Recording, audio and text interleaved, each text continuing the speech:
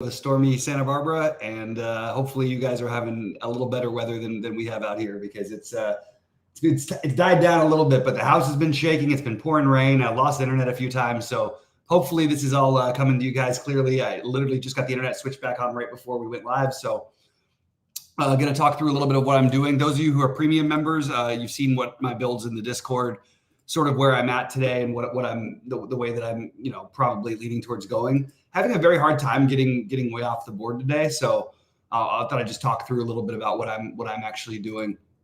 Feel free to pop in questions and thoughts as you guys get on in here, and don't forget to like and subscribe and all that good stuff.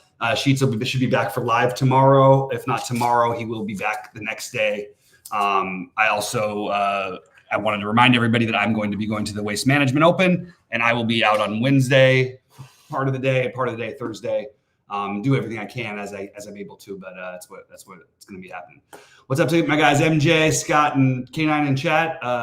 Say whatever you guys are thinking, and I'll just sort of go through which of the chalk that I'm eating in most of my lineups and not and whatnot. I'm not playing a ton of lineups tonight, so I am just locking in Maxi. I'm locking in a Kongwu, and I'm pretty close to locking in Podziemski. Scott brought it up in Discord. I do think you could use like the Clay as a pivot off of the Podziemski chalk, but I honestly feel like he's getting there almost all the time here. He's a tremendous rebounder, Podziemski. Also, he doesn't rely just on any one thing. He should be able to do enough in this good matchup where I'm going to be really heavy on those guys.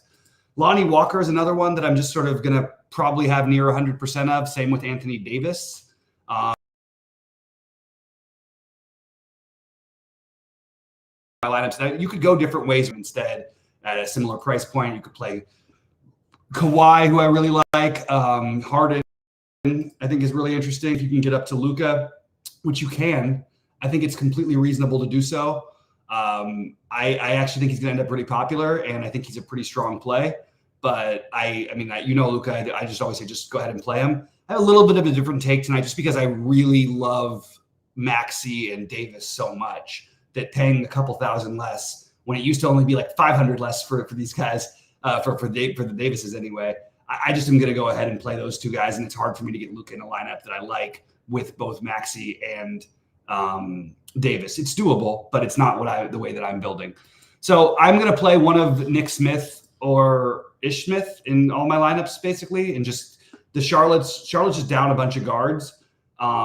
I honestly don't really care who starts. I think that's what I'm doing. Obviously, if Nick Smith starts, it's going to make him look like an incredible play. Leaky Black, I think you're only playing if he starts. But again, he's going to play minutes either way, so you can use that as another potential piece of value. We still have the Q tag on Larry Nance, but assuming that he plays, I don't mind eating a little bit of the 3,200. Again, I don't love the play, but you're using this in addition to the value from Charlotte and potentially Walker. Allows you to get some nice 4 spend up ishes or 2 spend all the way ups, and that's sort of the way that I'm going today. Remember, we still don't know about Zion in that game and Herb Jones as well. So there's a lot of stuff that we're still waiting on. It's going to be a lot like what we have now may not be what we go with, but what I have now, right, it's going to be heavily focused on the Podziemski, Maxey, Kongwu, Lonnie Walker, Anthony Davis, Nick Smith, and Kawhi Leonard being my next 2 favorite players. Then I'm mixing in the value with Larry Nance, sometimes Ish Smith when I'm not playing Nick Smith, sometimes Trey Lyles.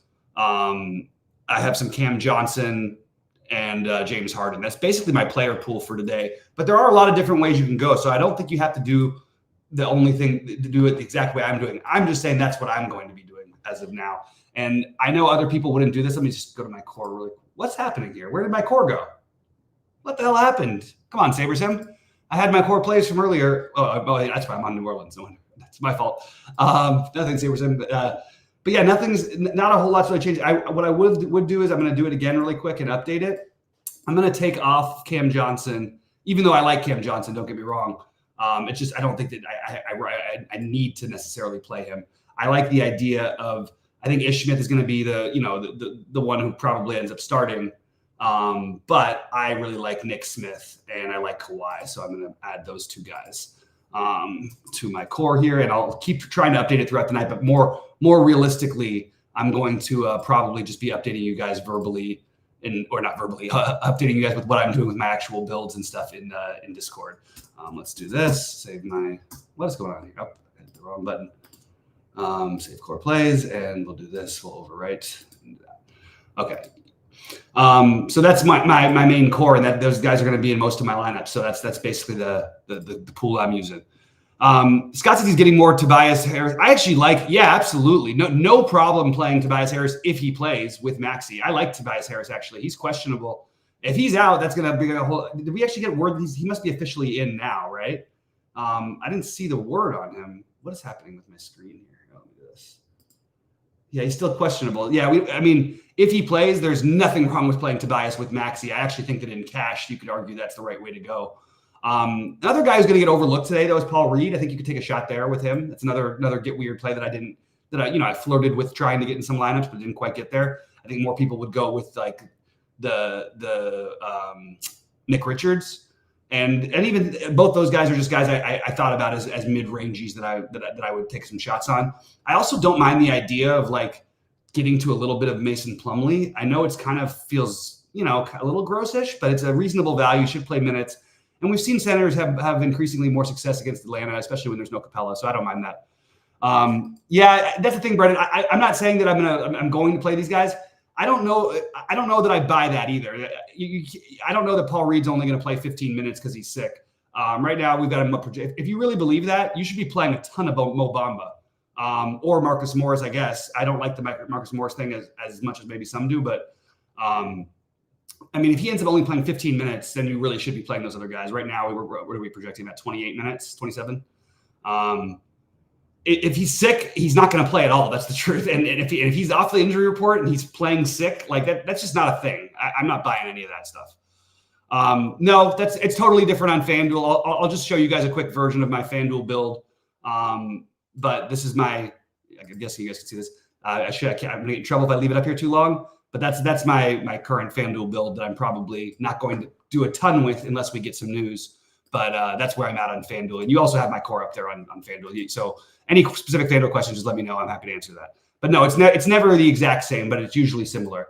I will go over to FanDuel for a minute and talk about that. Guys, get in some questions and thoughts. You guys know me. I'm much better at a two-man show or a three-man show than I am at a solo show. So I'll go there. What do I have as my core right now? Yeah, Ish, you could argue for being in the core. Yeah, I like my core still over there. I think all of those plays I'm still very high on.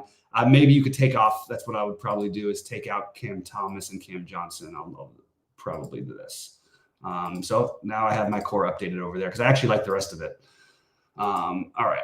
Yeah, I know, but because one thing happened once, you guys, that's not a sign of something happening again. That's not the way these things go. It just happened because he got sick during the game. We're not going to assume the way sicknesses work. Even you don't stay the same level of sickness. Like it's just I don't know. Either way, don't worry about the Paul Reed. Let's not get overly carried away on a guy who's going to be 0.5% owned. It's just mention a get wild play. Let's not even get into it. It's just nothing irritates me more than when we get derailed by just people wanting to sort of point out the mistakes. It doesn't matter. Don't play him. I'm not saying anything about him. So I just mentioned that I think it is one of the many ways that you can get different is playing like a he and Richards at center kind of a build. Again, not my favorite thing to do, but if you're playing 150, it's the kind of play with the upside that could win you a tournament. MJ is saying he doesn't like playing Claxton, but keeps getting them. Apparently everybody's getting to Claxton because I've gotten DMs from people asking me about Claxton. We know what this play is. I don't know what's so tricky about it for people. We know exactly who Claxton is. We know exactly what this matchup is. Golden State actually is as small as they are. They actually aren't as bad except for the last game against against the Atlanta.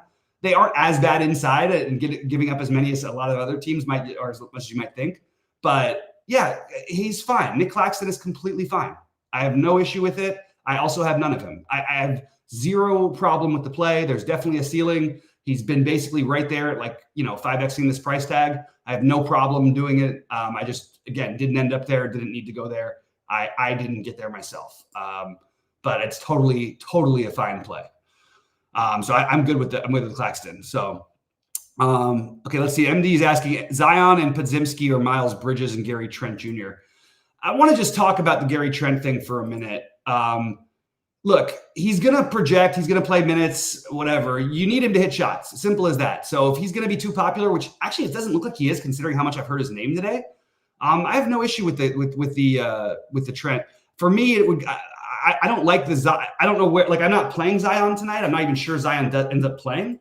But I think I guess he's fine. So I guess I would go with the Zion one. But I think both are totally solid. Yeah, Zion Podziemski is probably a little bit better to me than Bridges and Trent, but I like Bridges and Trent too. So, I think it's totally fine to play, especially because Trent's going to be low owned. I just am a little lower on the Trent stuff in general because he tends to get to be like 50% owned. When he gets owned like that, I just go, okay, well, I know what I'm betting on. I need this guy to make like half of his threes, and I need him to take 12. And he can definitely do it. But it's I still like the other play a little bit better. Is Bruno Fernando playable? Yes, he's playable. Oh, I would say he's playable if you're not playing Okongwu. Maybe you could argue for him in some Okongwu lineups, but I don't think so. I'm just locked in Okongwu, so I didn't get to any Bruno Fernando. But it certainly is a piece you could take a chance on. Maybe Okongwu gets in foul trouble. You don't really need to play big against the Clippers, especially without Zubac. But they probably will just go and let Bruno Fernando get some run. So I'm not getting there, but I have no issue with it. If you want to do it, I just would rather do it without Okongwu, and I have Okongwu locked in, so it's kind of hard. Am I maxing Nets in Charlotte on DK? I don't know what that question means. I honestly have no idea what that means.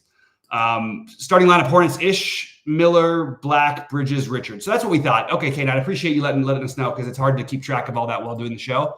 But I'm just going to take a quick look and see if there's any other starting lineups that have come out here. Yeah, it looks like just that one. Yeah, that's what we thought. So yeah, Leaky Black again, a kind of gross value that I'm probably going to end up with some of. If Holmes starts, I'll play Holmes, but we'll know that information, right? It's the first set of games, so I'll definitely play some Holmes if he starts. I don't know that he's going to, and I also don't think he's like a lock if he starts. I would prefer that over some of the other value pieces that we're looking at. The only thing, like Holmes, it's still going to be Kleber down the stretch. Usually with Derek Jones and Hardaway or Green with Luka and Kyrie. So I don't know that I would. I mean, I currently don't know if Richaun Holmes will play a minute. I think it's very likely he doesn't play at all. But he also, every now and then we see them start him. I don't know where the Holmes stuff came from, but if he starts, sure. But I have no reason to think that's going to be the case. Who do I think stands to be the chalkiest in a small field single entry? So let's go to the ownership. Goldie will probably have his ownership projected, his ownership updated pretty soon. So, I mean, it should be Okongwu. That's the one I feel best about. Lonnie Walker is the one that's more fadeable. But yeah, you'd assume Okongwu would be the highest owned player. That makes perfect sense to me on DraftKings. On FanDuel, I bet you would be Podziemski. And I think Podziemski will be pretty close actually on DraftKings. So those would be the ones for me. But yeah, it would be awesome, MJ. I wish we could get the Richaun Holmes thing. I'll always play Richaun Holmes. I don't even feel bad if he has a terrible night or whatever. I love the energy, the effort, and he's been good to me in the past, so he's made me a lot of money. Anyway, does Wiggins being out do anything for Kuminga? Kuminga's just a good play every night anyway. I love the over prop on Kuminga. He basically gets over 20 every game. I don't know why it's 20.5 tonight. The interesting thing is he's actually projecting like a little worse tonight. I think Kuminga is an interesting tournament play, so I can sign off on that one. I'm totally good with that, Jay. I think that you could definitely get to some Kuminga shares. I wouldn't say yes, it definitely benefits it benefits everybody not having Wiggins there. But remember, we've seen Kuminga a lot of these games without Draymond. There's been a lot of other guys out, so it's not like it's just all this stuff is massively open because Wiggins is gone. But I do think it's the biggest bump for Pod, and I think you can make an argument for getting a little bit of Clay, a little bit of Kuminga as well. All right. Any other questions or thoughts before I get out of here? I'm getting a little under the weather and it makes me nervous. I want to go to this waste management thing. I want to be at full strength, and I don't feel the best of myself at the moment. So hopefully get a little better as the week goes on. And all right, let's see what else we got here. It looks like the questions are drying up. We really do encourage you guys, please. We love to do these videos for free and talk through our late strategy and everything. So please do click the like button. We really appreciate it. It helps us keep doing those for free. So we want to keep going. So if there's nothing else, I am probably going to get out of here, finish my builds, and of course, update all you guys on my exposures, etc. in Discord.